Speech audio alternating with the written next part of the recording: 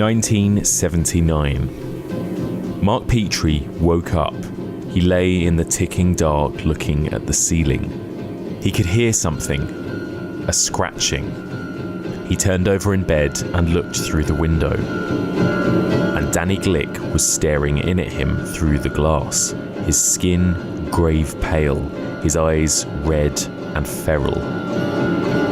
Some dark substance was smeared about his lips and chin, and when he saw Mark looking at him, he smiled and showed teeth grown hideously long and sharp. Open the window. Open the window, Mark. Open the window, Mark. Please. Join me as we continue exploring the evolution of the vampire, and we discuss Tobe Hooper and Stephen King's Salem's Lot.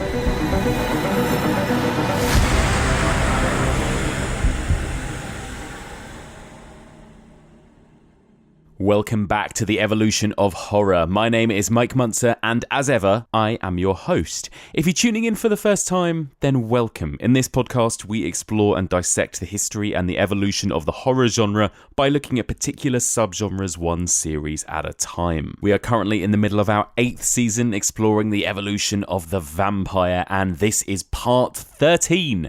This week's episode is sponsored by $20 Patreon subscriber Bash. And in this week's episode, as that intro suggested, we are going to be discussing Salem's Lot, specifically the 1979 Tobe Hooper TV adaptation. As I know for so many of you, it is one of the scariest and most nightmarish vampire movies in the history of the subgenre. So we will be talking about Salem's Lot in spoilerific detail. I would urge everybody to go and give it a watch, all 3 hours of it, before listening to our discussion. So, joining me to discuss all things Salem's Lot, I've got two guests with me, two very good friends of mine and longtime friends of the pod. She is a writer, podcaster, BBC broadcast journalist, host of The Sound of Gaming on Radio 3. He is an actor, producer and creator and host of the brilliant Brain Rot podcast. It's Louise, Blain and Stevie Webb. Hi, guys. Hi, Mike. Hi. So lovely to have you both here. Now, first of all, how are you both? You've both been doing super exciting things. Louise, earlier this week, you presented the BBC Proms, right? Tell us about that. Yeah, so I presented From 8-Bit to Infinity, which was the very first gaming Proms. So the Proms have never celebrated game soundtracks before, but on Monday night with the Royal Philharmonic Orchestra in the Royal Albert Hall, conducted by Robert Ames, there was a video game prom that I presented live on Radio 3, and I presented it live on Radio 3 in the little box. I introduced it from there, but then I scuttled down to the stage to present it on stage with Stefan Powell, which was tremendously exciting. And honestly, like, the audience was just so excited and happy to be there. And obviously there's no need to legitimize video games, as you guys know. We have legitimized video games, we're accepting that, but to hear these soundtracks performed in that space and be in that space where we could celebrate video games, the crowd loved it. Everyone was so happy, everyone was laughing at all the jokes and cheering at the game names. So there was Legend of Zelda, there was Journey, which was astonishing. Literally, I'm getting little goosebumps thinking about Journey because it has the most incredible cello solo that's composed by Austin Wintory. But yeah, it was just a dream standing out on that stage with Stefan, just looking out at the happiest crowd. And you can listen again to it on BBC Sounds. But actually, I think this is going out on Friday, isn't it? Is this Friday it's going out? So tonight, oh my gosh, if you're listening to it now, tonight you can watch it live. Live on the TV on BBC 4. So you can, and then, you look like a badass, so it's worth doing that, because I went shopping with you for your outfit. Yes, you did, we went to All Saints, didn't we? Yeah, we did. Oh, I love it. Got me a leather jacket, so I've actually got a bit of a vampire look going on. Actually, it's all black. 80s vampire though. Yeah, because the 80s brought the cool vampires in leather jackets with Near Dark, Lost Boys and Fright Night, and because I don't, none of that romantic talking in sonnets. There was no frills, no interview with a vampire. You didn't have like a Ben Mears haircut. Oh my god! Oh, we need to discuss that. We need to discuss that. But yes, so you can watch it or catch up on BBC Sounds or on the iPlayer as well, which is it's so exciting, guys. It was such a dream. I cannot and. To share the stage with such that orchestra was just astonishing. It was such an honour. So thank you for letting me plug it, because it was just, it feels a bit of a dream. It's very, very weird. Oh, yeah, that's amazing. So exciting. So check out BBC Proms. It's going to be on BBC4 on Friday the 5th of August. So today, if you're listening to this episode the day it dropped, if you're listening to it after it's dropped, then maybe you can still catch it on iPlayer. That's the BBC Proms, BBC4, 8 p.m. on Friday the 5th of August. And Stevie, tell us a little bit about season 3 of Brain Rot. I'm very excited for your new series to start. Yeah, so there is a date. I'm really excited too, because I've taken my time, Mike. That's the thing. I jumped in head first with this first series, and I did series 1 and 2 both in 1 year, and it was a lot for me. But I've taken my time, and I've made sure quality, not quantity, all that sort of thing. But season 3 starts on Monday the 15th of August, so in a couple of weeks. Yeah. Or just over a week when this goes out. And I'll drop you an exclusive. Yes, the first episode, I was super excited. I have a chat with Mick Garris, the writer and producer. He wrote and directed Critters 2, Sleepwalkers. He's done about 10 Stephen King adaptations, funnily enough, and he's best friends with him. And I haven't listened back to it yet or edited it, because I'm a little bit worried that I was just like, because he's one of my horror heroes. But it was such a huge coup, and we've done this kind of intro episode just talking about the 80s and the VHS boom and what that did to horror. And that will drop on the 15th. Oh my god, how exciting. That's so cool that you got Mick Garris. And are there any other titles you're covering in season 3 that you want to let us know about? Some biggies, actually. So I've got some really obscure ones, but then some biggies like Ghoulies, and possibly Freddy's Dead's going to be in there. Amazing. Very exciting. Well, can't wait for that. So that's 15th of August. That's the one. Amazing. Well, there we go. Right, guys, let's talk about vampires. I've got to start off by asking you the basic question. Are you fans of this subgenre? Stevie, what do you think of the vampire subgenre? Are you a fan? Well, the straight answer is no. But actually, straight being the operative word there. Because, there you go. Yes. Yes. Well, when I was younger, the vampires that I was exposed to in the media were always kind of posh, slow-paced men who were mesmerizing young women, or depicted as lesbian vixens, via the male gaze. And being a preteen discovering my sexuality in a northern peninsula, lesbian vampires were kind of twice removed from what I was discovering about myself, and so I kind of wrote them off. But then some of my favourite 80s films are in fact vampire films, but they don't come from quite the same. They don't come from the same place, And another thing is also, mainly my taste is very much scary monster kills person, and vampires just talk too much for me. And I promise I now appreciate them a lot more due to this series, because I'm actually discovering I really like a lot of vampire movies, and perhaps I am a lesbian. Maybe you are. Welcome, Stevie. It is really interesting that 90% of people I've asked so far this series, when I've asked them if they like vampire movies, they're always a bit like, yeah. I do think that's something interesting, that like maybe it almost belongs outside of the horror fandom rather than within it or something. I don't know. Louise, what do you think of that? What are your thoughts on vampire movies? See, I think I came to vampire movies after falling in love with Buffy. So I think suddenly when you find you've instantly got a whole ton of vampire homework to do the minute you're like, oh, I like vampires because I like Buffy the Vampire Slayer. And I remember, I think one of the first proper vampire movies I watched, I had this best 50 greatest horror movies magazine from Empire, and I was going through it, and Near Dark was in it. And I remember watching Near Dark and it just being incredible. I was so excited. I think I got the video of Near Dark.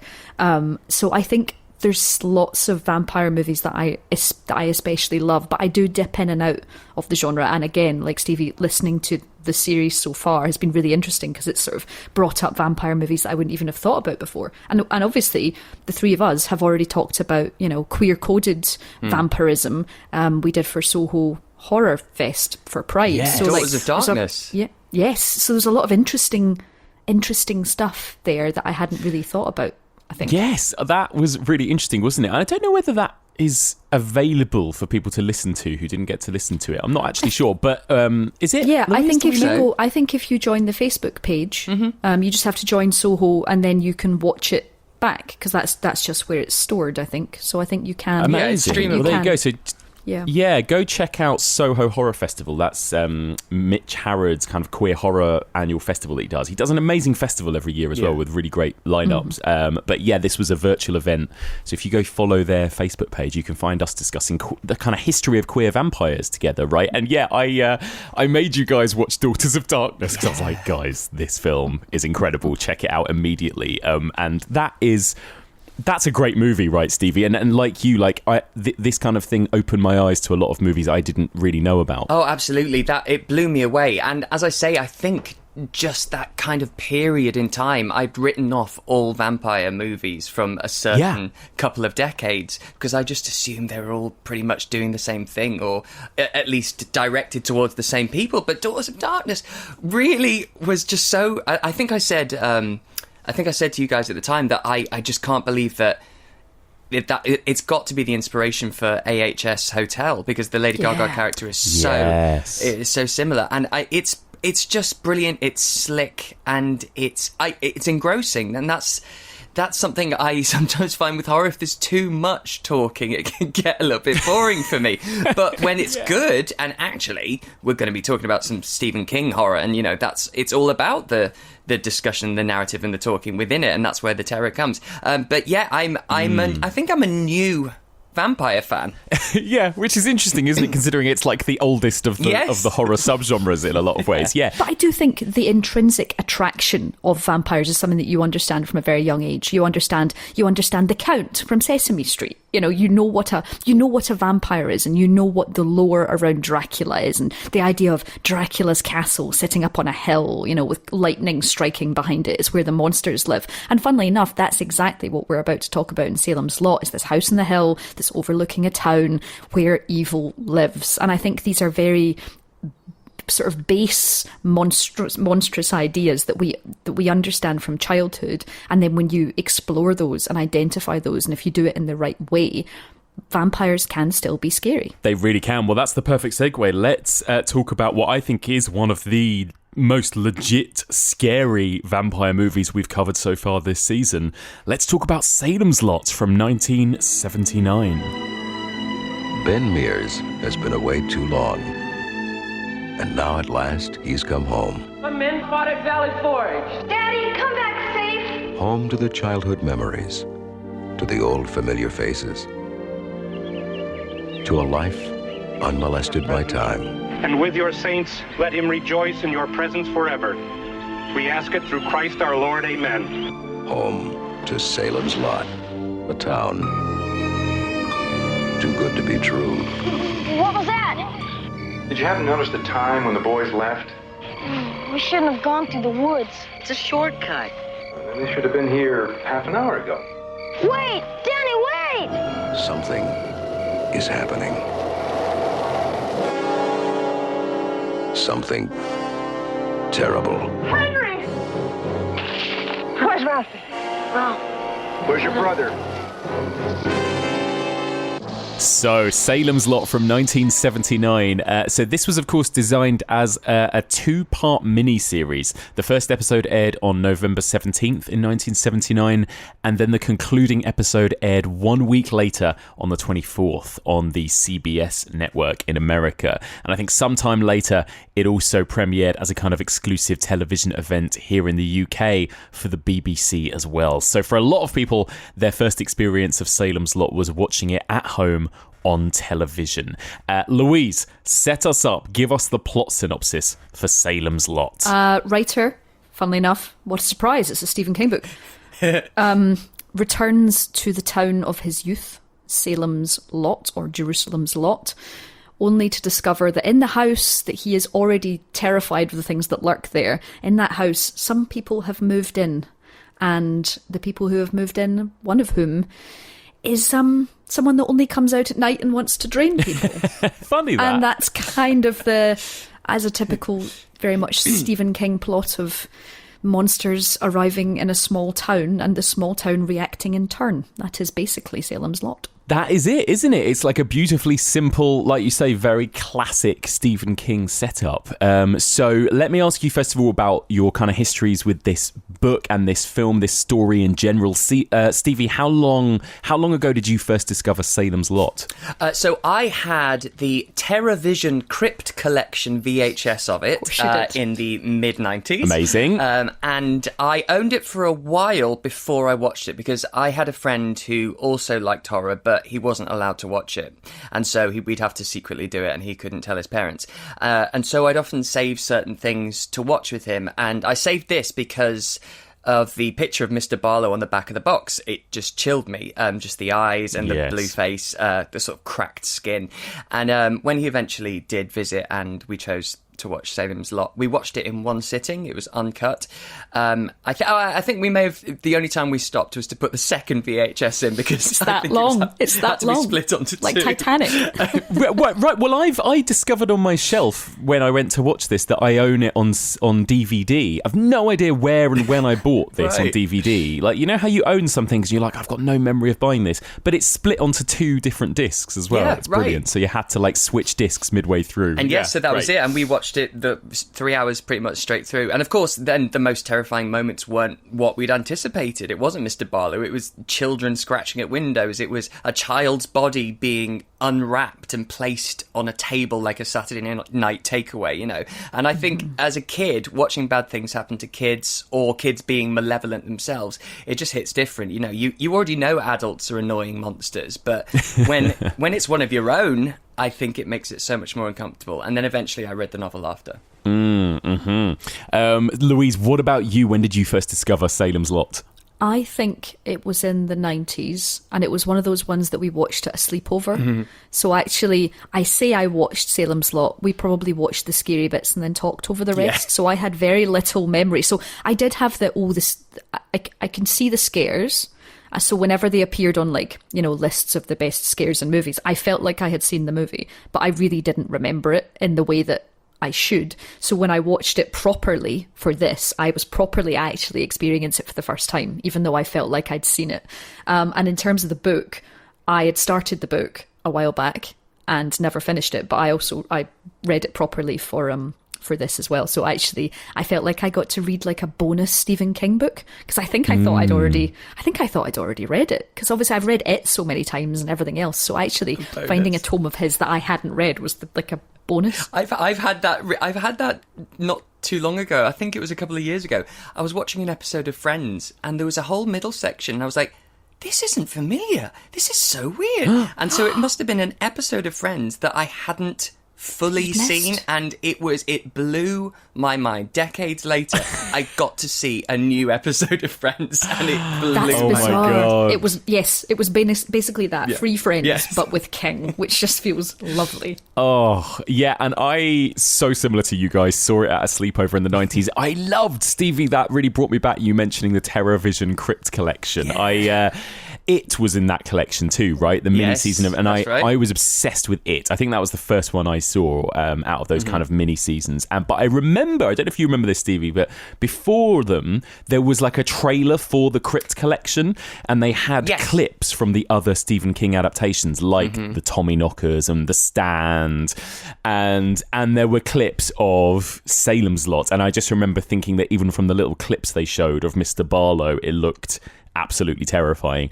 And I think I'm the same as you. Like, I watched it, it had a few incredible scary moments, but the rest of it, when you're watching it as like a young teenager, it's kind of like, it's a bit talky, it's a bit slow, right? As well.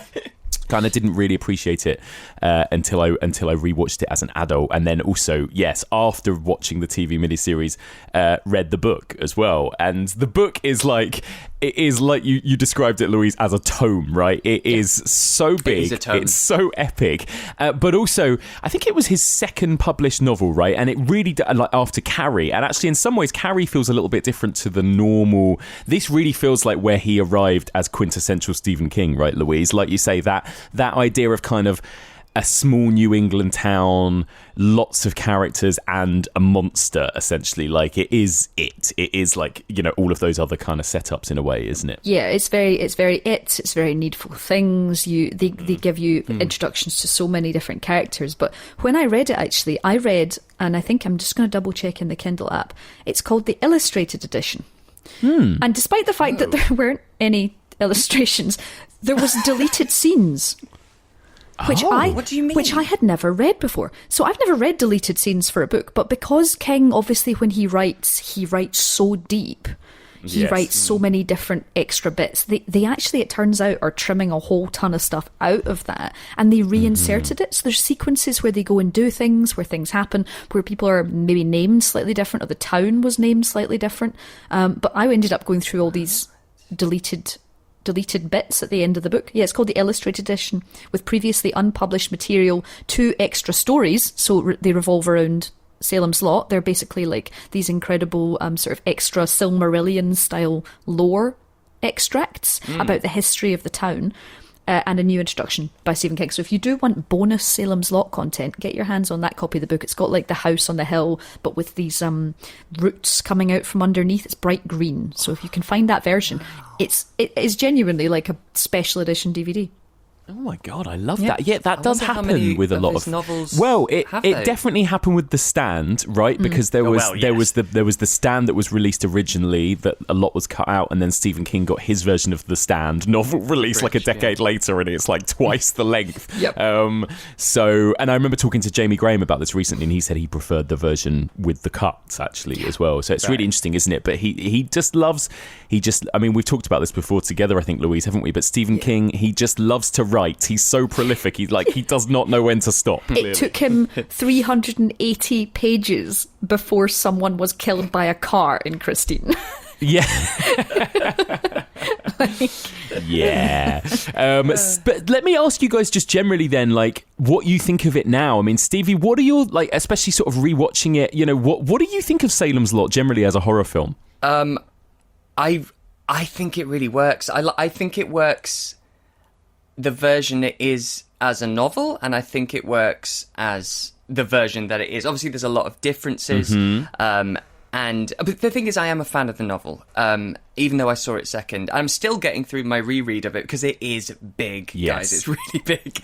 And obviously, you have to make cuts and turn corners. But, you know, and the biggest differences, of course, are Mr. Barlow and Straker, I would say, the most glaring differences. And I think how they are in the book works perfectly on the page, and how they are in the movie works perfectly for the screen. And I think it works really well. And it scared me, and I was completely invested. And obviously, I've already expressed that I like my monsters to be monsters. And in this TV version, you know, Mr. Barlow is this feral ancient being who we hear of more than we actually get to see. And Stryker is this much more vocal, in the forefront, slightly camp Peter Cushing type villain, and that for me doesn't quite work as well. It's pretty comic, and there's a huge push to try and make his presence malevolent, which I'm not sure how effective that is. But I kind of miss the overarching sort of conversation about good versus evil and old faith and religion versus the modern sort of godless era. That isn't very present in the movie, and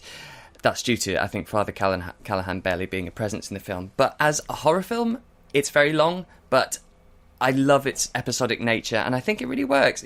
I genuinely loved it rewatching it. Me too. Yeah, you're right about the changes.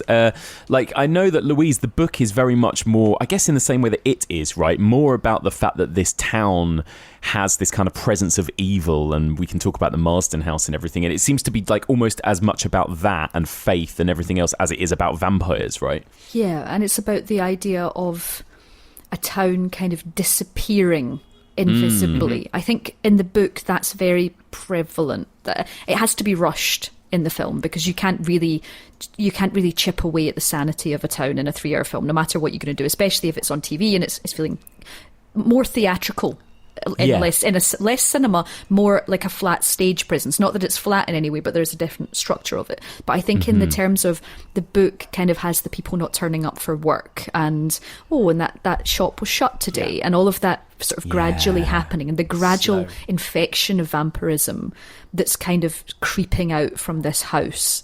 But I suppose what you're saying, Stevie, is completely right in the fact that even having Straker as kind of this villainous presence is almost comic enough.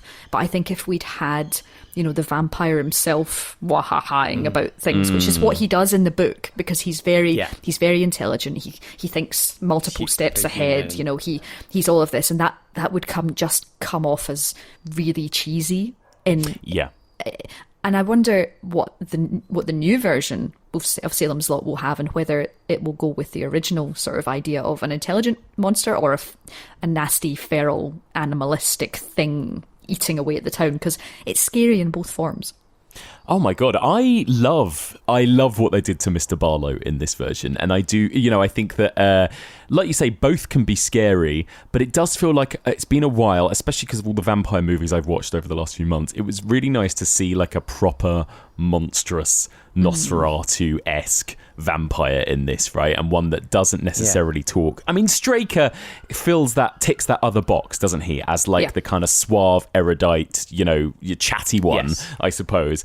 And having this just like blue monstrous thing lurking in the shadows that we only see maybe on screen about 4 or 5 times, right, across the whole 3 hours. I found that really effective, really packed a punch. It really works for me. He's a pop-up vampire like Nosferatu. Yes. He's on a spring repeatedly. Yeah. He's just pop-up vampire, which is still scary, but also comedic. It is funny, but it did properly make me jump a couple of times as well, because of the score as well. Like when these vampires suddenly appear, it really got me, I loved it. I like the idea that there's this ancient, cracked, feral creature who's been roaming the earth for centuries, and you might think he'd have learnt English in the 500 years he's been around, but then I guess the idea, which I like, is that, say a Neanderthal was granted immortality, he would still be a Neanderthal today in this world. Evolution happens when you're dead, not when you're alive. And so Mr. Barlow is trapped in time and can't evolve or change with the times. And I love that idea that he is just moving as he was throughout time. I love that. And the idea that he has to be physically shifted. I think that's a real scary point in both the book and the movie, is the fact that he needs to arrive in a box and be padlocked into a basement. This idea of transferring physically something ominous to the town. It's not something that just appears overnight. They literally move him in from the docks. And I think the idea of old earth and the box feeling cold, and they did a really good job of that, actually, of having the box in the back of that truck, and they're looking, going, the box is moving. Great. And that was all really atmospheric and interesting, of we are physically moving the monster to you, and even the box is scary. That's something actually that Tobe Hooper does so well. The coldness, right, of that box as well. Like, it's really cool. I love all of that stuff. It's so good.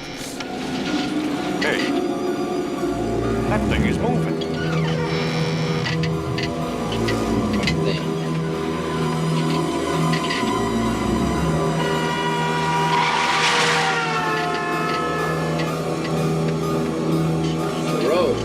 Stop the truck.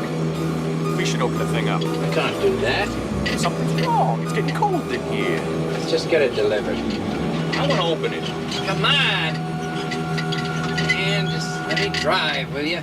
And this idea, of course, of this kind of like ancient European vampire coming to this place, from foreign lands.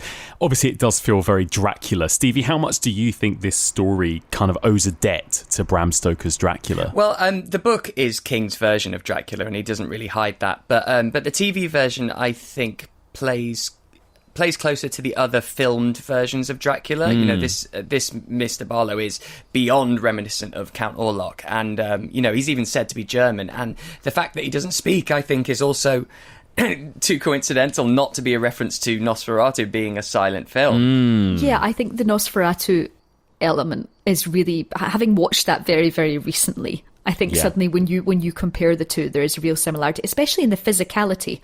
I mean, the idea of Nosferatu, we don't know what colour Nosferatu is because it's in black and Right. white. Yeah, yeah. So is Nosferatu mildly blue? I mean, that's also quite a strange thing. That's a strange colour. It's not something that we normally associate with monsters, because actually blue is quite a bright colour. I mean, if you've got a bright blue monster, you're not normally petrified. But he looks old, like totally degraded and wizened, and the monsters, the vampires that he creates in people are animalistic. While they're not that close to who they were before. Yes, they're in that body, but they're not. They just want blood. They just want fuel. They don't really want to reason with anyone. And even their fangs are filthy. They're disgusting. They're absolutely disgusting. He makes disgusting things with glowing eyes and filthy fangs. He doesn't make a suave, Stevie's the one he doesn't want, which is the talky vampires.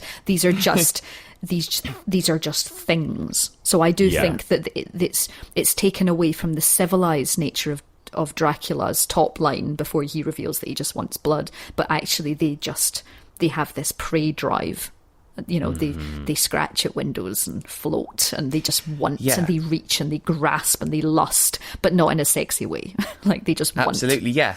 And you talked about that. I think the floating Glick boys were a catalyst of generational trauma, weren't they? It's one of those images that has been welded into horror history, and the slight sort of glitchiness and bumpiness of whatever mechanics are holding the boys up kind of adds to that uncanny nature. And then the choice to film it all backwards and play it forwards makes it such a chilling watch. Even today, everything's just a little bit off. The mist is moving in an obscure way.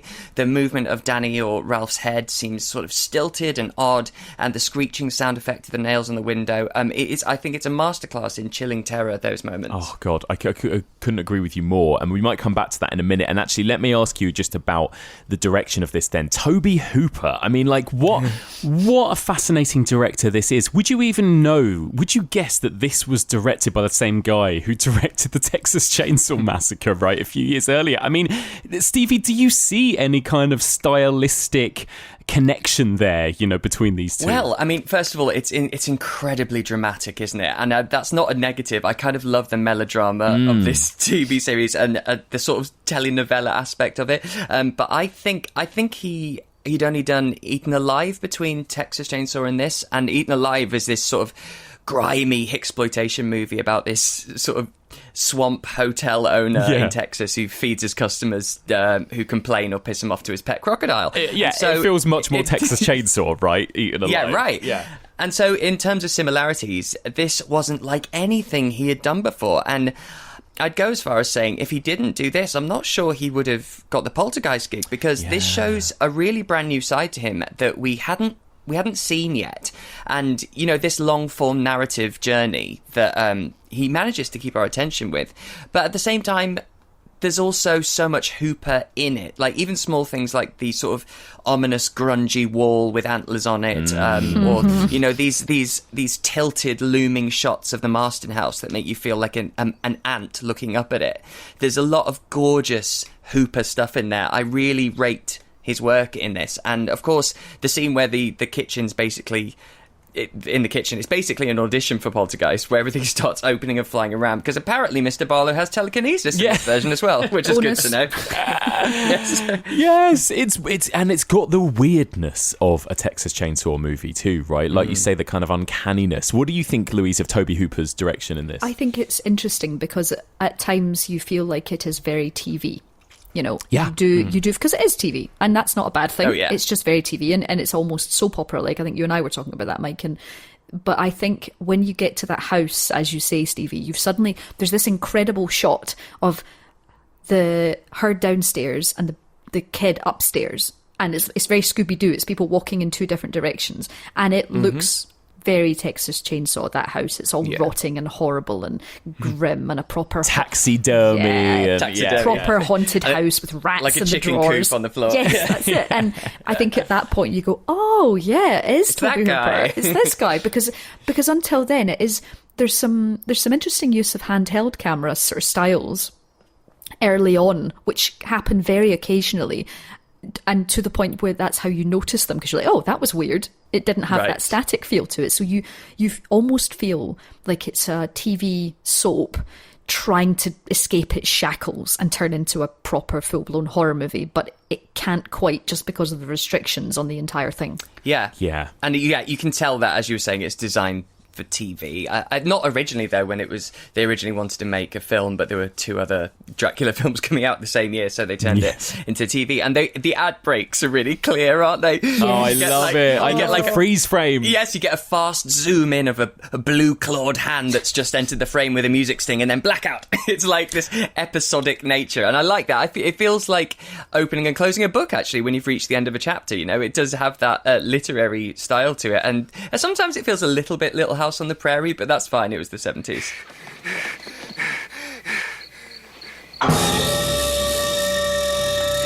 I love it. It's like, I think, Stevie, we talked about this before, but there's something kind of warm and comforting about it, though, right? Like that kind of, it's very easy, because it's very kind of non-offensive filmmaking, because it's so televisual for the most part, right? And you can just kind of sink into it and feel a bit sleepy, but in a good way. Do you know what I mean? Yeah, that's King, though, isn't it? What I love about King's world is you truly get to know each character. Like, no characters seem like sideline or a device, and you get a full picture of this town. You know everyone's secrets, you know their routines, you know their attitudes. And as you said, we talked about this before, that's where that comforting and cozy feeling comes in with King. You become part of the community yourself, and you're one of the locals. And it is absurd how evocative his writing is when building a town around you. You know, you even you squint your eyes when he describes looking up at the Marston House, because you can feel the sun peeking over the roof. It's, you know, I just think it's incredible. And as soon as you press play, even though it's the guy who fucking made Texas Chainsaw Massacre cutting people up, it feels really like a little hug, a little warm horror hug. Yeah. It's weird, isn't it? And like Tobe Hooper is brilliant in that regard, because, you know, we talked to Stevie before about people like Wes Craven, right? And, you know, there is something about Tobe Hooper where it's like, I can't really get a handle on, you know, what kind of a director he is, because he went from Texas Chainsaw to Eaten Alive to this, to then something as kind of mainstream as Poltergeist, but then back to the Texas Chainsaw Massacre Part 2, which is one of the most deranged movies, you know, I've ever seen in my life. And you know, and so, you know, but it just goes to show how interesting a director he is, that when he needs to, and he needs to kind of really go a bit more controlled and televisual and just tell a story, he does it masterfully. But you're right, like there are these shots like that kind of ominous looking up at the Marston House, very reminiscent of Texas. You know, he's very good at creating this idea of a kind of bad place, right? An evil place. Gothic. And what what lurks within this house, like things worse than you can possibly imagine. And then when we finally go inside it, you've got the taxidermy, you've got the animals, you've got somebody getting impaled on antlers, which feels again like almost a direct reference to the hook, the meat hook in Texas Chainsaw. Yes. But it's all of that's just like super impressive. I think he did an amazing job. I agree, really do. So shall we let's talk about some of these characters, because it really does spend a lot of time, maybe more than necessary at times, just on some of these characters, some of which are quite incidental. But let's talk about, what do we think of Ben Mears as our kind of hero of this story? Louise, what do you make of the character of Ben Mears? Why is he so creepy? Is this Ben's? Is it David Soul's performance, or is it the character of Ben Mears? But he's not very likable and quite creepy, I find. Well, because he doesn't explain anything to anyone why he's there. He's just always creeping around, and it's like, just tell people you had a really traumatic experience, you're writing a book about it, and that house just has a drawer on you. Don't creep around and ask people weird questions and stare at everyone. He stare and don't have weird hair like that, please. It's so disturbing. Honestly, it's so disturbing. Most of the hair in this is disturbing, but his hair in particular is exceptionally disturbing. And I didn't find him he wasn't as creepy a character in the book. Although, Stevie, you did think that the approaching the girl in the park was creepy, while I actually found it quite nice in the book, but fuck no in the film. People ought to respect a book, even if it isn't especially well written. Well written. You mind if I sit down? No, none at all. Why'd you call it Air Dancer? Did you read the book? Well, no, not all of it. In fact, I was just getting into it. In fact... You got bored. No, not in fact. I just, wanted to finish this first. I'm going to read it. Oh, you don't have to. You know, the reason that I, actually took your book out of the library is because I read your other one. Title? I don't remember. Going to have some dinner? Oh, you got a boyfriend. Well, not exactly. The love story between him and Susan is very strange, I think, like all round. Yeah, because we mentioned that, didn't we, when we were texting about it, when we were all sort of reading the book, that I found it really... They never mention Susan's age, and, you know, you meet her parents, and then the fact that he kind of hooks up and partners up with her parents at one point, or her dad, it feels like they're of the same age and she's not, and I don't know, she's infanticized quite a lot, and it made me a little bit uncomfortable, especially at the beginning. You know, it describes her under the tree reading a book and there's kids running around, and I was like, what's to say she's not one of them? Well, I get it. I mean, I found in the book when they went for ice cream. Yes, and I was like, oh, what are they doing for ice? But then they were talking. They had like shared memories, and I was like, oh, they're the same age. You know, as weird as the situation is, they're the same age. But in this, they're so clearly, it's not like that. And in the movie, it feels like almost like that kind of period drama thing of bringing the man home, and then him talking to the dad and teaming up with the dad, and then a bit later on, he's like, oh, you leave. We'll finish this. And it's like, I'm sorry, I've watched enough Buffy for this bullshit. Like, she's even more pathetic in this than in the book, where at least she was like, no, I'm going to go and sort this in the book. Yes. It's very strange. Yeah, because she is a character. Clearly, she is the same age as him. Clearly, she is supposed to be a very intelligent, proactive character. I felt in the book. But then there are, there's this whole thing. Hasn't she been to New York, or she's had a whole career and then come back? I think she's an artist, right? Yeah, that's right. Yeah, and I do love the fact they show this in the movie that the women in this are really decisive and sexually forward. Like, Susan's like, let's go fuck at the lake, and and Bonnie's like, hey, don't drink too much beer tonight because I want to shag, and then he does, so she finds it elsewhere, and I'm like, I love that. But then of course they both fucking pay the price, don't they? Because it's like, well, if women are sexually active or progressive, then it means punishment by death or fist. Yeah, it is. I don't know, this is, and Louise, we sort of briefly talked about this together, didn't we? I don't know if this is more for another bigger conversation, but there is this sort of trend with Stephen King's women, and some of them are amazing characters, but you do get the feeling that they're punished a lot. Like, look at Bev in It, and Cujo. She's having an affair, and so her son dies. Right, exactly. So there is that, and to a certain point, it's like, well, these are horror stories. Every character gets treated appallingly, probably. But yeah, like, how do you feel about that, Louise, and the way these female characters are often kind of treated in these books? Yeah, that does tend to be the way that I approach it. Is, well, this is a horror. We are about to go through horror, therefore nasty things will happen. But there are an awful lot throughout a lot of King's work. There are a lot of abused women. Mm-hmm. And it's usually a focus on the abusive man. They're usually a very specific type of character, and they even talk the same in some of the books. Like, you can read one of Stephen King's books and you'll know that he'll go into sort of diatribe of one of these awful characters who'll take his belt to his wife, his daughter, Madder, or all of that, and they're very traditional King characters, actually, and they are, as much as we love his work, that we know them, we know his bullies. We know his abusive men. We know his alcoholics, and we know his addicts, simply because a lot of the time I think he's taking that from himself in terms of his addictions and his troubles, and he's exploring these negative male characters. But as you say, it is so often the women of these books who it is taken out on. The violence is extreme, and especially in the we get the suggestion of it in the movie, but there's a lot of horrific. Bonnie is the revenge that her husband takes in the book is descriptively horrific. A lot of the violence they go through is a lot. much more graphic. Yeah.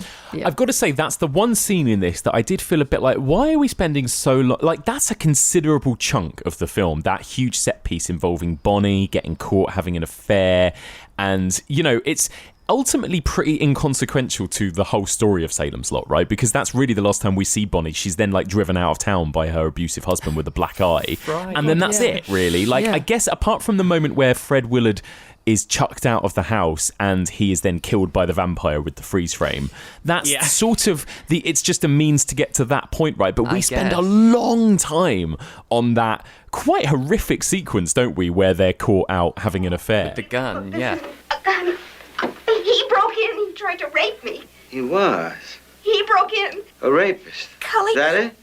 Cully. I'll take care of him. Wait a minute. Shut up, rapist. Cully, listen. Get up. Out of the bed. Out of the bed. Out. Cully. Cully. Get up. Cully. Shut up!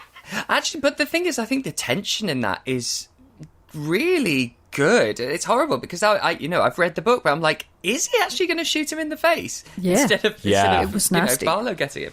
Yeah, it's nasty all round, isn't it? Because you've got like him threatening to shoot them. You've got Bonnie going, "Oh, he raped me. He raped me. It wasn't my fault," and stuff. It's just like, oh my god, what is this scene I'm watching? Yeah, it's very. But also strange. in the book, King. That's another thing. King is never shy about hurting kids either. No. And the actual, obviously, it's all happened off screen. But the description of Ralph's sort of capture and killing in the book is quite something. Yes, exactly. Yeah, and it is so. Yeah, like you say, Stephen King, he writes horror stories. That's the point, right? And they are brutal, and so often they are brute. You know, that I do feel like the things that scare Stephen King the most are these real life crimes and treatments of children and women and whatever else. And you know, like nobody, like you said, Louise, nobody creates bullies like Stephen King creates bullies, right? Yeah. Or you know, those scenes in It with the bullying, or the scenes in Carrie with the bullies, or the way her mother treats her.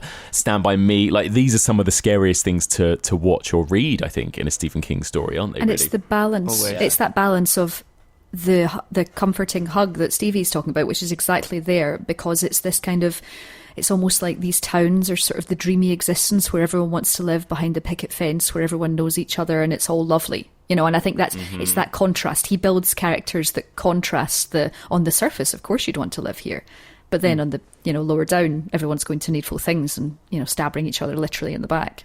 Yes. Yeah, exactly. It feels like a very David Lynch, feels like a very pre-Twin Peaks idea, this kind of like quaint little town with all kinds of evils going on behind closed curtains and everything. It's definitely all in there.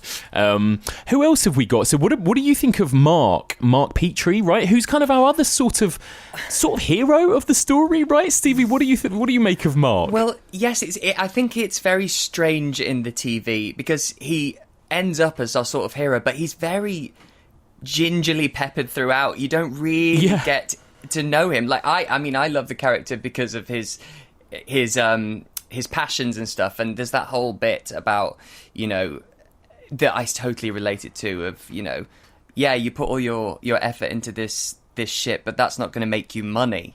Like Matt does, with the father, where he's interested in magic and horror films or whatever, But you don't really get to know him in the film.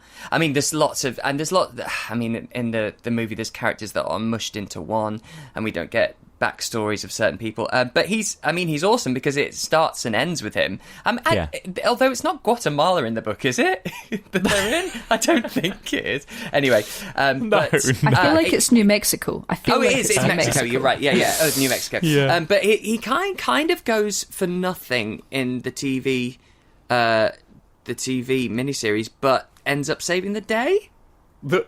I find him quite a funny, weird character to get my head around because he's sort of, you think he's this kind of weird, like, he's this little horror fan, right? This, like you say, someone we can relate to. He was also really into theatre, right? He's the Tommy Jarvis kid, but he's also the kind of drama kid by the looks of it as well. But also, like, what's the weird thing where he's like, come on, Dad, handcuff me. Tie me up. That was weird. Hey, do you want to tie me up? And he's like, maybe later. You want to tie me up? No, I don't think so. Well, I can get out of any knot. Try me. Hands behind the back. Some other time, son. Sometimes I wonder, why you're so interested in monsters and magic. Why do you think that is, Mark? I always have been. I can't explain it. It's the way I am. Like you were interested in numbers, so you became an accountant. At least I can earn a living. I'll earn a living. And actually, we talked about this when we talked about the queer horror aspect of vampire movies, but I wondered if do you get the feeling, Stevie, he's kind of queer-coded too? Like, this kind of theatre kid, and the way that the dad has these conversations with him where he's like, son, when are you going to grow out of this kind of thing? You know? There's a few things, isn't there? There's a few gay moments or references. Like, there's the bit where Susan's talking about Ben's book, and her mum goes, she says it's about two men, and she goes, oh, not one of those type of books. You know? And then this with him, I guess he is the other vampire. He's the other outcast. He's the weird one. He's the one that has to hide in plain sight, and that is exactly what a vampire is, you know. And that's why we talk about the queer coded. So I totally think that's there. And I thought way more in the TV version. Do I feel like Barlow and Straker are a couple? Because it's the way he's talking about Barlow. You know, he's like my partner. He keeps saying, and they've opened this antique shop, and he's like, the way he talks about him, it feels much more like they've been lovers for a very long time. Because he's like, have you got kids, married? He's like, oh, no. No, we just run antique stores together, that's all. Yeah. But I think Mark is. I think it could have been a bit deeper. I think it could have fleshed him out a bit more. But, I mean, you've got to fit 400 pages and so many characters. Yeah, what do you think of Mark, Louise? Because again, like you said, Susan is kind of sort of disposed of in the last act of this movie and almost replaced with Mark, right? And I do wonder whether could they have just made it Ben and Susan and sort of lost Mark almost from that, you know? Mark did feel like a bonus in this. He felt like extra. He felt ironic, and it's because it is trying to fit so much in. And maybe we could have done less of that weird love triangle and seen more of the kid, because actually, like, what you actually want to show is that this is a multi-generational horror that you know affects the children, and the children are the ones that are, you know, at risk as they're walking around in the woods, etc. But I did think I liked the fact that they managed to get in all the horror stuff and how he loves his models and all of that stuff. And I also thought that visually you can look at Mark and see exactly the kind of face that everyone was looking for, the casting agents were looking for when they did Stranger Things. That boy's the kids on bikes. Yeah, he's perfect. Yeah, he's exactly that. And he's kind of the poster child for future nostalgic horror stuff. He's Will in Stranger Things almost. He basically is. And he has all of their faces in one. He just looks like someone's messed with their sliders on a gaming, character creator. But in that way, I do feel like they did Susan a bit of a dirty in the fact that it was even worse than it was in the book, where she was just like, oh, and now she's a vampire. She just disappeared. They're like, they literally kill him. They kill the big bad, and they go, her screaming. I didn't hear that. Is that when she's burning? He goes, oh well, she's collateral, unfortunately, because we've got to kill Mr. Barlow. But not when was she? Yeah, but when he stabs he then just says, oh, Susan, as if she doesn't really. He's just remembered her. He's just remembered she's in there. It's like he's just remembered that she's in the house. Yeah. It's like, I can't believe she was you've on done her way this. out as well. Yeah. She only went in because fucking Mark went in. Exactly. Right. There was no reason. And I literally had to rewind it because I was like, hang on, what happened to Susan? Did I miss something? Like, I literally rewound it. She was there and then she was just not there. And then the house was on fire. The only thing we get is Straker saying... when he's like, what happened to, where's, I think it's Mark that's saying, where is she? And he goes, oh, she's doing what she came here to do, meeting the Mr. Barlow, or meeting the evil one, or something like that. And that's all we hear. And then the next time we hear her screaming, burning to death, and then we see her in Guatemala. Yeah. I love it. Writhing. Yes. Writhing. One of the other big characters as well is... now, they've changed this character, I think, from the book to the film, right? But the character of Jason, who was like the old English teacher... Wasn't he called Matt in the book? Is that right? Have they just changed his name as well? I got very confused about who was meant to be who. Was. They've definitely combined some characters here. Because it was the person that looked after the guy who was turning into the vampire. That's one of my favourite. That's one of my favourite moments in the book, like where he's in his bedroom and he can overhear Mike being turned in the other bedroom. Like, love that whole sequence. I almost wish they'd spent a bit longer on that in the miniseries, you know. But although, Mike in the rocking chair with saying, "Look at me," that is fucking terrifying stuff. Yeah. But yes, you're right. This character of the teacher, it's all a little bit. It's all very quick as well. Like, do you remember me? Oh, yes, you were 3 or something for one semester. Let's team up and be best friends. Yeah. It sped up all of that instead of actually maybe, again, deleting that other extra bit and actually just focusing on the central characters having relationships. Because I do feel like, having read it and then watched it, I was mentally filling in a lot of gaps, you know, around the scary stuff. I built Stephen King's world around... the series, when actually what was potentially there was not as strong. But there are some really lovely moments that are fleeting but kind of add texture, like the character of Weasel, right? And his wife who runs the boarding house, and they have this kind of quite sad sort of little backstory together, don't they? That I actually found worked quite well, even in this version, you know? Yeah, that I think that really gives you the sense of the how tiny this town is. The fact that, you know, he still hangs around because there's nowhere else to go, even though they're not together anymore, you know. And he's obviously just like become the town drunk almost. And that's I must say I love Marie Windsor, who plays Eva Miller, of Eva Miller's Boarding House fame. She was an iconic femme fatale in the 50s. She was actually known as the Queen of the Bees, as in bee movies. She was so it's almost a cameo, and I'm sure Tobe Hooper probably was like, I love her. But in the 50s, she was in huge films like The Killing, Swamp Women, The Day Mars Invaded Earth, all these drive-in bee movies, and so she was an icon. Oh, wow. I didn't know that. But yeah, I mean, she has this kind of gravitas, I think, even like the fleeting moments. You can feel it. It's like Joan Crawford. Exactly. Yeah. And there is this kind of sadness about her as well. Even in her first scene, she's sort of trying to make conversation with Ben, and Ben is so fucking rude and dismissive to her. You a writer? Yes. What do you write? Books. Have I read any? Have you read any books? Your books. I don't know. How do I get breakfast? Oh, the kitchen's open to one and all. Just keep your things stored separate. Do you work at night? Sometimes.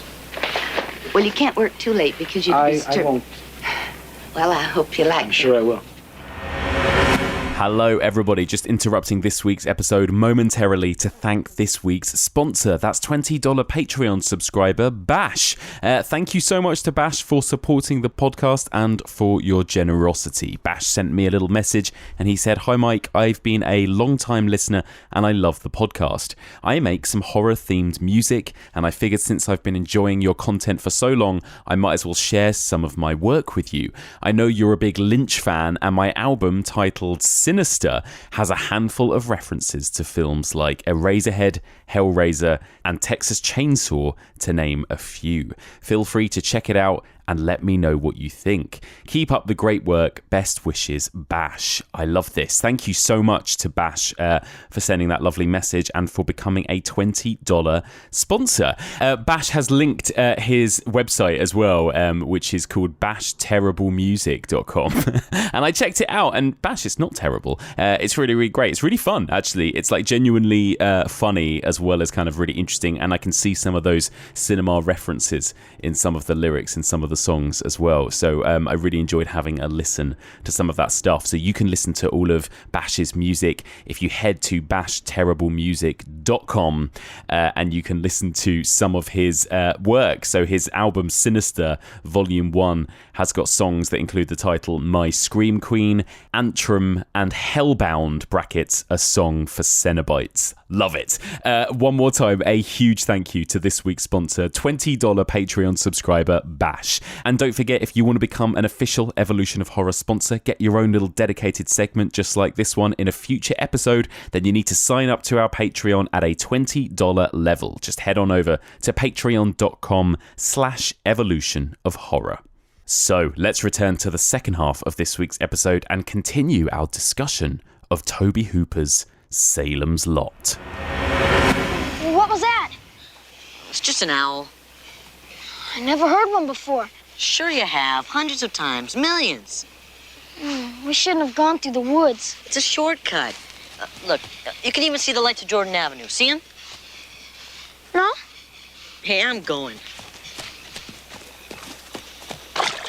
Wait! Danny, wait! And then, of course, we've got the Glick family, who, I mean, Louise probably have the hardest time of it out of any characters or group of characters, right, in this story. So brutal what happens to all of the Glicks. It's so grim. It's so scary. And I think that's where all that comes from, because we just watch them suffer. You know, we see all the graveyard stuff, we see the burial, we see all of that, and they just go through it. You know, they just go through it. We also see it, you know, is it in that graveyard, we also see the dead dog, who's obviously, that's got significance of that. That doesn't look great, though, animals does it? and children. Oh no, it didn't look great. But animals and children are the ones that are normally sacred. I think that's They're the always first important to to call go. out. But in this, they're gone. We are all in there. So yeah, the Glicks. And obviously the Glick scare. Oh, let's talk about the Glick scare. I think, like you said, Stevie, this is like the scene that traumatized an entire generation, I think, right?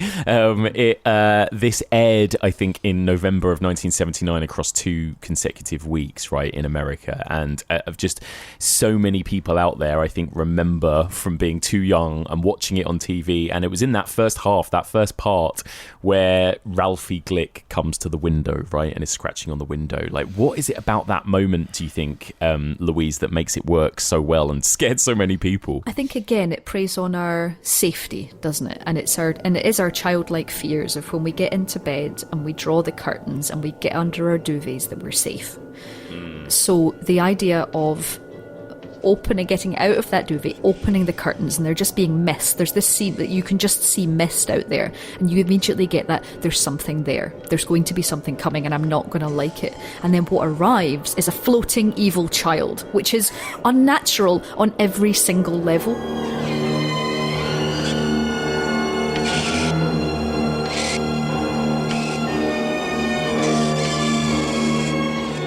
And then there's the motion, the scratching. You know, it's perfectly paced, because you're in bed at night, you've got your jammies on, you can imagine you've got bare feet, you're completely exposed, and then there is an evil child at the window. And all of those things just interlace themselves so perfectly. Because actually, in fact, I don't know if anyone could look at it and go, oh, that looks a bit hokey. Because as you were saying earlier, Stevie, the techniques that they use to get it make it so uncanny valley, weird and unnatural that it's intrinsically terrifying. Yeah, the way that they kind of, like you say, Stevie, shoot it in reverse and then reverse the footage just to add that extra layer of uncanny. And we've talked a lot, Stevie, haven't we, about, like, I know you said before, you kind of get bored of the kind of creepy kid trope in horror, right? But something about this one still really works, I think, doesn't it? Yeah, absolutely. I mean, this is on a whole other level, and it still terrified the crap out of me watching it a couple of days ago, whenever I watched it, because it's the fact that it doesn't wear off. I think it happens 3 fucking times, and every time I'm like, not again, please, no, close the curtains. Or one time, I can't remember, there's someone else who wakes up and they start to see mist, and nothing ever happens, but you just know what's going to happen, because you know the setup, and it's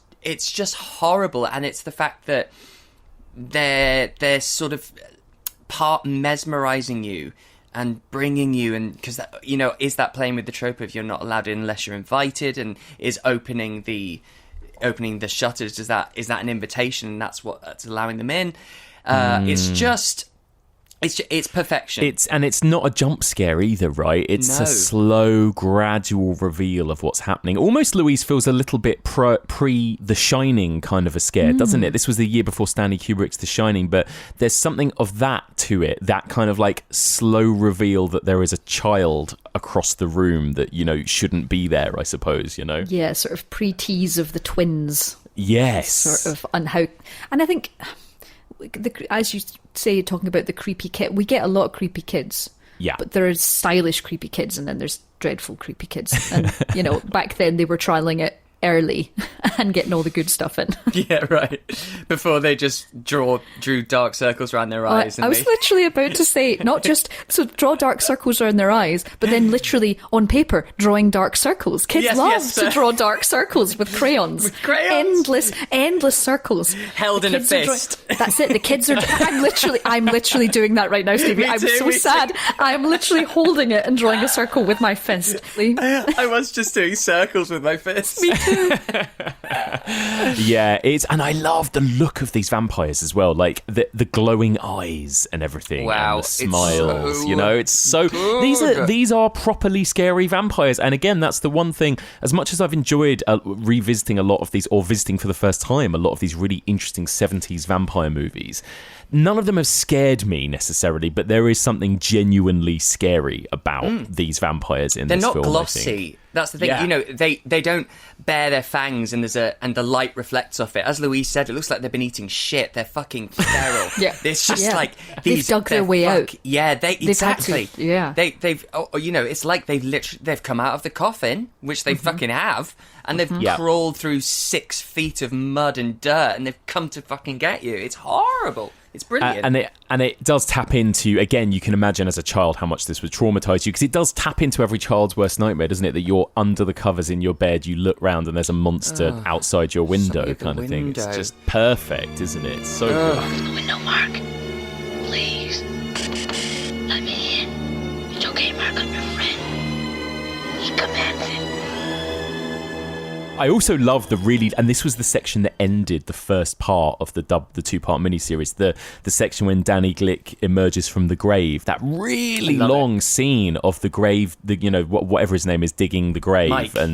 Mike, and it's a really long, drawn-out sequence, isn't it, of suspense before... That's why it works. It's so good. It's very confident, isn't it? Because in the book, Louise, there's that whole section where Mike is actually hearing the voice, I think, or you get his kind of internal monologue as he's being sort of glamoured and made to open the coffin. But in this, they don't have any of that. It's just him staring at the coffin for ages before anything happens. It's great. They have a lot of staring. So when Ben does his staring, it's annoying. Yeah. But in that kind of situation, actually him doing the staring is the idea that he's completely obsessed, and you might not know that there's a sort of thing in his head telling him to do it, but you can really, I mean, he's in a scary place, and you're willing, and it's those moments where you're willing someone to go and do anything else. It's like, just leave, just walk away. Right, no, right, okay, you jump down, you do that, okay, you unwrap. Fine. Yeah. Another staring bit that didn't work for me is when Ben is at night up at the, having a closer look at the Marston house, and Straker's suddenly behind him. Yes. And he just stares at him for about 2 minutes and then goes, "Good day." What was that meant to? What am I meant to feel? It's dreadful. It's like, somebody say something. Yes. It's hilarious that all Stephen King does is bloody write words and sentences and have people say stuff, and now you've just got people staring at each other and some shit ominous music. Fix this. What is this? It's so good. Just like, get I off my property, anything. And I also do think it's a problem losing the kind of internal monologues. It is a bit like, why is Ben Mears so obsessed with this Marston house? Like, we don't really... anything. No, I mean, like, there's so much of the story is about the Marston house in the book, right? And its history, and, its power almost as this kind of evil place with a history. And it's kind of touched upon in this, but it doesn't feel like enough, right, for why Ben Mears arrives at this town and he is just obsessed with staring at this house. It's like, if I was Straker, I'd be like, fuck off, what are you doing? Like, leave me in my house alone, Right, because some of the, the history of is it Huey Marston? Yeah. About, the backstory about the boys going missing and stuff, all that. You need all that. And I like, they try to broadly stroke it by going, he keeps going, do you believe a house can be inherently evil? Does evil draw evil? And there's lots of that. But as you say, he kind of comes across as one of those people who fall in love with objects. Yes. He's just really into that house. Because I would love to have seen in this version, and I wonder whether they'll have it in the new version, but Louise, that whole backstory of when Ben was a little boy and was dared to go into the house, right, and then saw like a body hanging and everything, like, kind of wish we'd seen that in this version, You just know that 2022 horror is going to have that in it. because it's so...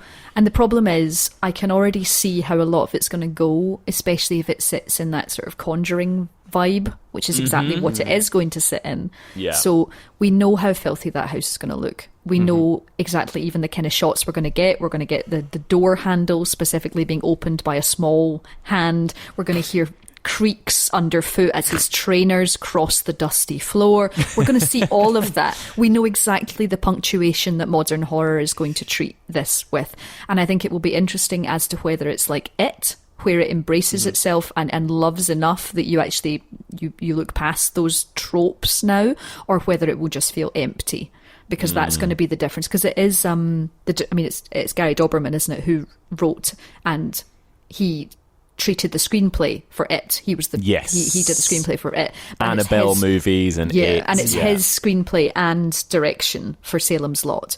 And I am intrigued as to exactly how it's going to feel, whether it's going to feel like a retread or whether they're going to do enough that's going to be vampire-y enough, because those guys have done creepy monsters, but not really straight up vampires. And I suppose also that begs the question of whether they're going to do Mr. Barlow from the book or Mr. Barlow from the film, because I think either way people are going to be disappointed, because the generation who saw the TV series are going to want that, and the people who finally want justice for the book will want that. And I'm sure it'll be split into two films. I'm almost positive it has to, like It.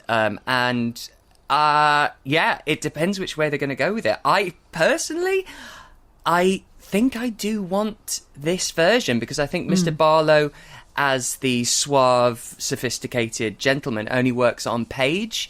I just think we've seen that. We've seen that vampire so many times in film. The sort of, welcome to my castle, I'm just stopping in town for a short while, I was just saying, if they find the right actor for him as well in that sort of animalistic form and don't use any CG, then we might get the same kind of performance that Skarsgård has with Pennywise before he's elongated in CG and becomes, quite comedic often. So if we do have this wordless Barlow and this horrific monster, I want it all to be practical.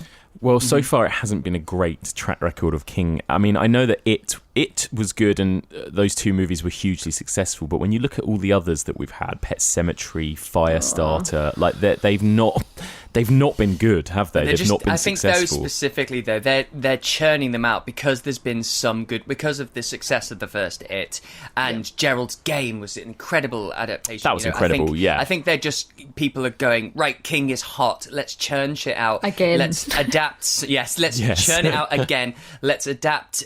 You've got 2 months to adapt that 400-page novel, and we'll get it out by the end of the year. And I think it just deserves so much more. King's writing.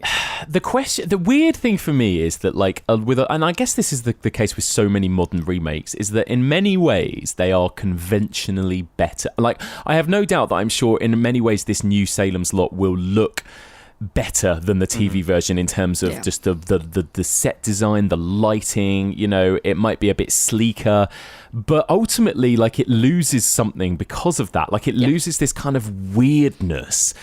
I found the same with, and I know loads of people love It, and I did enjoy the films enough, and maybe I was the wrong age compared to when I saw the original, but it lacked something about the 1990 miniseries for me that was so weird in a kind of strange nightmarish way, because it was kind of too glossy and well made or something. I don't know, and that's what I worry about. It didn't scare me once. Yeah, the first one I thought was brilliant. I thought it was a brilliant film, a very entertaining, really quite beautiful, and it felt like we are in a King world. It didn't scare me at all. The book and the miniseries will forever be the most goosebump inducing pieces of work for me ever. So we shall see, and it's recently, because it was supposed to come out in a couple of months, this new Salem's Lot, but it's now been pushed back to spring of next year, right? Did either of you see the other miniseries with Rob Lowe? No. 2004. He played Ben. Have you checked it out, Stevie? Have you seen it? No. So, funnily enough, because I had the IMDb up, it has more like this, and it's got Salem's Lot, and it's got the poster, and the poster is so 2003, it may as well be Wrong Turn. So it has him on the front with like a moody leather jacket on. You know that it's going to have like a new metal soundtrack at the end with the credits. Yeah, it'll probably be lit by green lighting. Yes, you can see it. So it's red text, the sort of modern Texas Chainsaw text, and a sort of yellowish green sky, and it's just. Oh, it just looks so early 2000s. And they set it in the early 2000s as well. Oh. So that's why I can't bring myself to watch it. They thought it'd be a good idea to go, let's move it from the 70s to the modern day. So I don't think I can do it. Oh my gosh, he has curtains. He has curtains. Of course. Oh my God. I'm just having a look at it now. It looks terrible. Close the curtains. Oh, I want to watch it though. I want to watch now because it's... Are you tempted? Yes. I love it. Well, while we're on the topic of the remakes, we might as well also mention the sequel, right? Because, Stevie, there is a sequel, Return to Salem's Lot, right? I don't know if we'd call it a sequel. But at the end, 1987, I think, or 88. So actually, Larry Cohen was one of the people who really wanted to do this, the TV adaptation. He wanted to write and direct it, and he submitted a script, and they were like, no, this is shit. But there's rumours that a lot of his dialogue and stuff is still in this version. They sort of took it and then reworked it, and then he didn't get credit. But he finally got his moment to go back to Salem's Lot with a Return to Salem's Lot. Amazing. And the story is, basically, Salem's Lot is basically turned into a kind of retirement community for vampires. And what? Yes, and Michael Moriarty and his estranged young son, who's like this sort of rich Macaulay Culkin brat, they're passing through, and they go there because he went there with his auntie when he was younger, and they're all harmoniously living as vampires. 90% of them only drink cow's blood and not human blood, and basically, because he's a writer, they ask him to chronicle the truth about vampires, because everyone always demonizes them, and they show that they can be around garlic, and they show that they have a reflection, and they basically want him to write the true Bible of the vampire and how they live. And then things take a turn for the worse, and there's horrible vampires and sort of puppet ghost mutilated. Oh, it's pure terrible schlocky trash, and it's fucking awesome. Amazing. It sounds very Stevie. This is excellent. Yes, very me. I'm very Larry Cohen. I love that. No, well, I'm going to add that to my list to check out. Maybe at some point. Yeah, maybe. I'll lend you the Blu-ray. Yeah, amazing.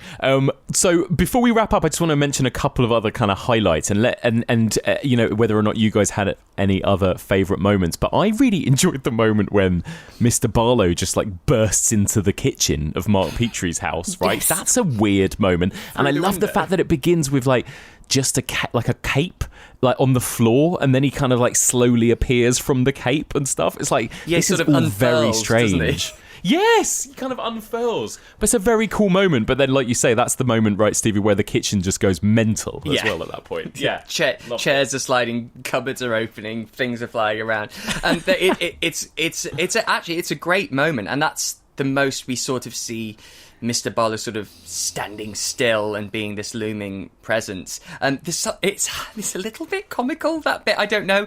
It didn't scare me at all. It was very, very strange. I think because he conks the parents' heads together. Yes, kills pure them comedy. by going, and it makes a gunk noise. Yes. Like, it's like, really? That's how he kills? Well, I also find it quite comical when they go to stake Mr. Barlow and he wakes up, and you know, there's that iconic shot where he wakes up and just looks into the camera, and it almost looks like he gives a little smile at us, like at that moment, you know. Yeah, it's amazing. It feels very kind of League of Gentlemen or something, that moment when he just kind of like snarls and turns to us, you know. It's brilliant. That's interesting. That's different though, isn't it? Isn't it in the book? He's in isn't he at the boarding house? Is he? Yeah. I think so. I think he's at Eva's. Well, he think he's like in the basement. Yes, there is a whole section where he's in Eva's house, isn't there? Yeah. I loved that in the book, because that's why we get the being impaled on the antlers, because in the book the vampires have set a trap. in the basement. And when they went to go down the stairs, they've removed the stairs and they've positioned all of the kitchen knives up the way on the basement floor, and that's how one of our favourite characters dies. And it's genuinely shocking and horrible because you don't really get that in the movie, and it's because of the timings. You don't really get the part that actually the vampires are winning. You know, the vampires are, you know, they've taken over the town regardless. You know, this isn't victory. This isn't everyone going back to normal. Like, Salem's Lot is a ghost town where vampires live eternally, that the people in the surrounding towns stop people from going to, because if they go to it, they get eaten. You know, and it's created this, not a ghost town, but basically a vampire town. Yeah. That's what and I don't think we quite get No, there's that like well, a return to Salem's Lot, I think. There we go. There we go. That's why you need to watch that. You need that kind of, almost like in the final episode of Buffy, where you kind of see everyone driving out of Sunnydale to get the hell out of there, right? You don't quite get that in this. You get that one scene when the policeman is kind of packing up his car, right? And that's kind of the vibe we get. And I do love these kind of moments there, where whenever they come across any other kind of supporting cast member, like the policeman, he's kind of sleepy and clearly he's been bitten, and he said, I had a dream that someone you know, so and so came to my window. Or Eva says, I dreamt about Weasel and he was kissing my neck and stuff. And again, it's just like this ominous feeling that everyone is dying in this town, right, as well. That's pretty powerful, I think. But I think you mentioned it earlier, Louise. I think that the main vibe that's missing is that thing of towns that disappear, because I think the whole opening of the novel is about,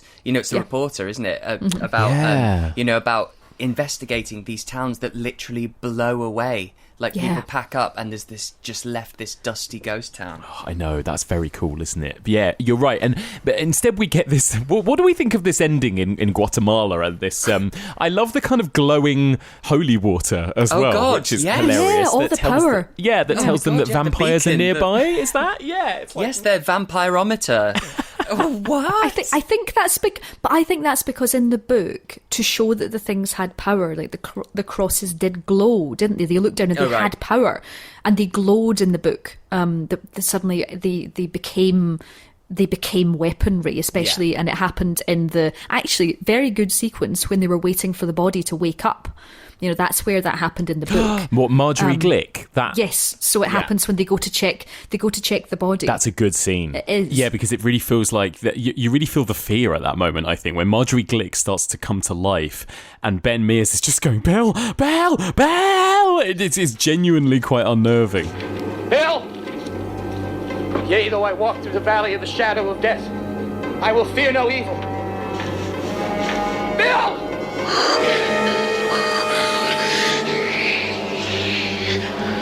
I love that bit because she kind of almost teleports away in the movie in that sequence. Oh yes. But then incredibly, what I loved about that, I've just remembered, is the metal like trays and tables around like go towards it, as if she's created some kind of magnetized sphere briefly, which is very cool. Like, they didn't need to do that. Yeah, everything falls. There's a vat of blood that just falls over and spills.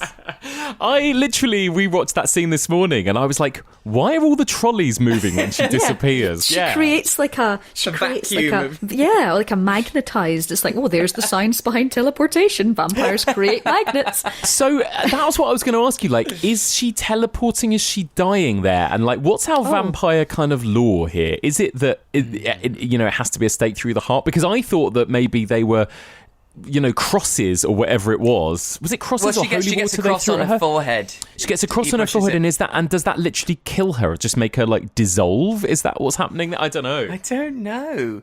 I thought she was dying. I don't know.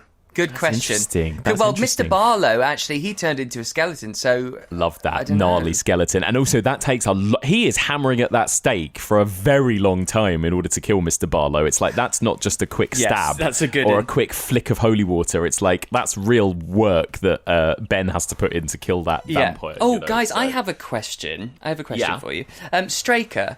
So, obviously, in the book, he's his familiar. He's a sort of servant, Igor type. It's like a Renfield, Yes. Yeah. And then... in this, is he human?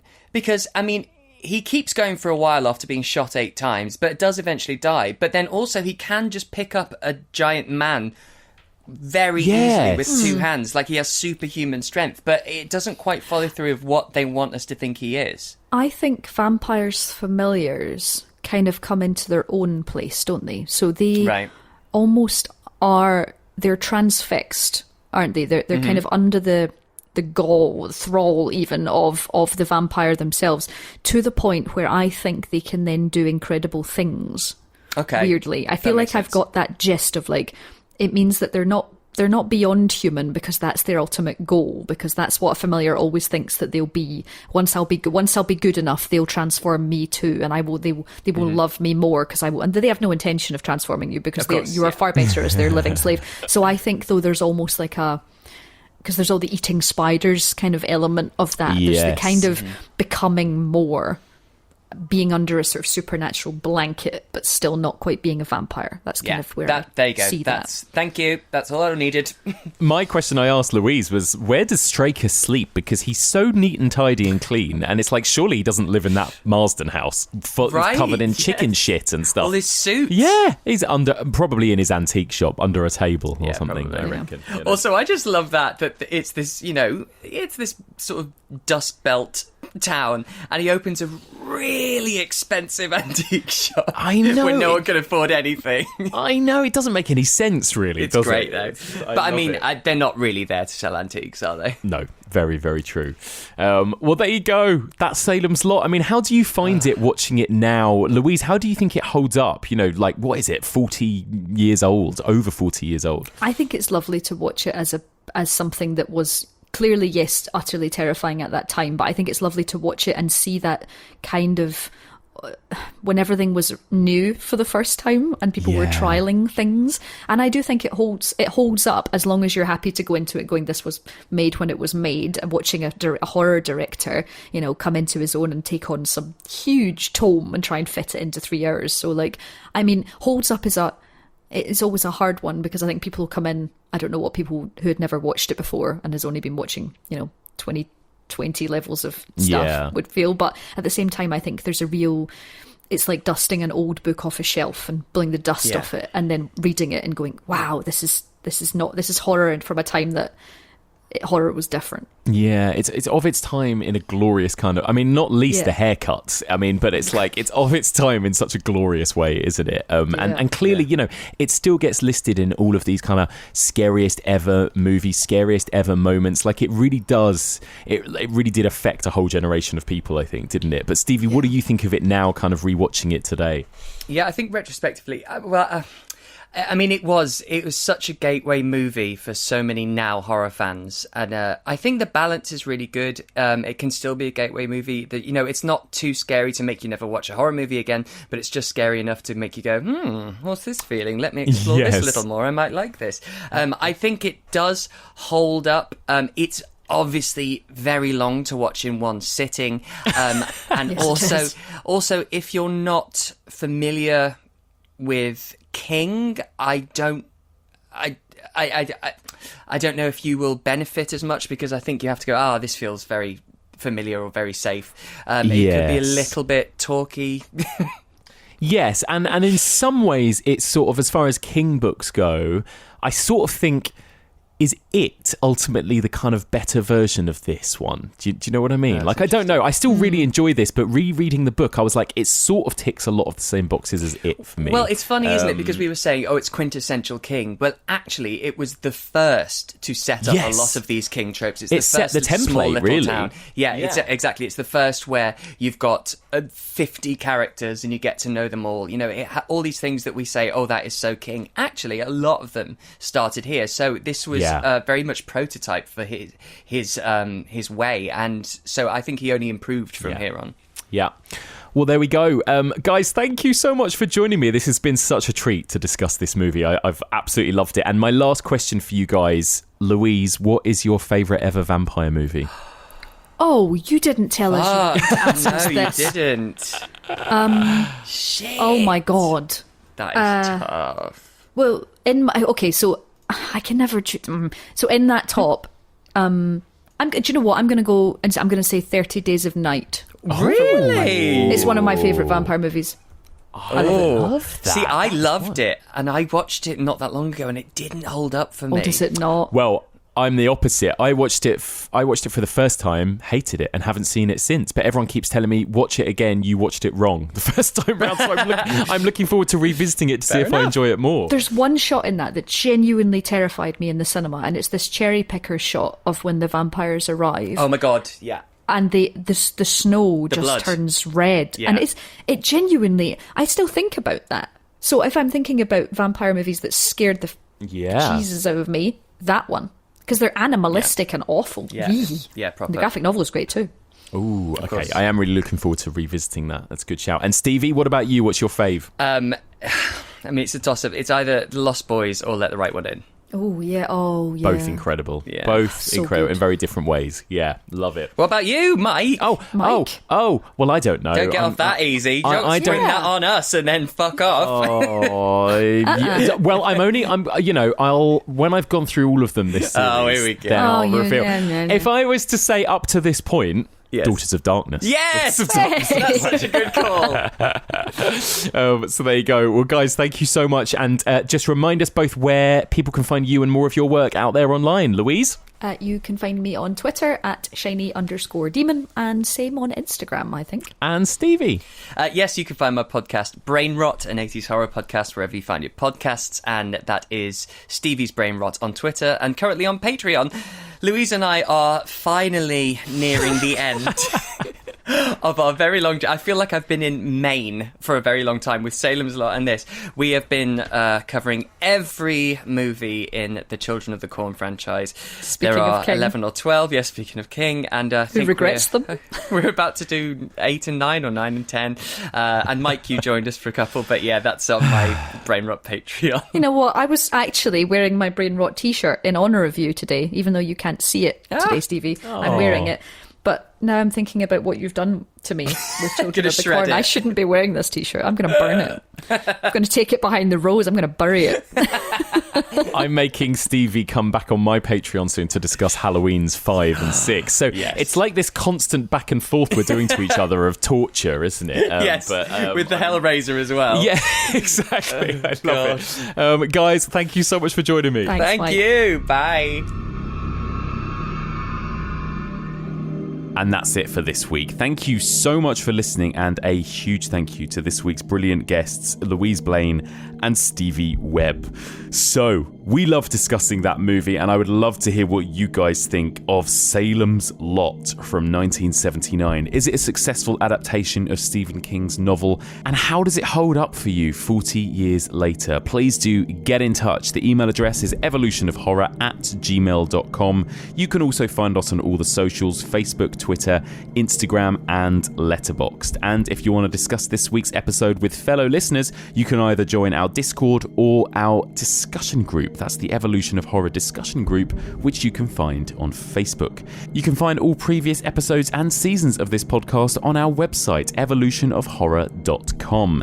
And you can find this podcast in all the usual podcast places. And if you get a spare minute, I'd be so grateful if you could drop us a little rating and review on Apple Podcasts or Spotify or whatever pod app you use, as that really helps us get discovered by new listeners. So, looking forward to next week then. And next week, it's going to be a really fun double bill. So we've finally reached the end of the 1970s. Quite an incredible decade for vampire movies. But it's time to move into the cool, trendy 1980s. So, next week I'm going to be joined by two different guests to discuss two brilliantly cool vampire movies, both made by hugely successful Hollywood directors.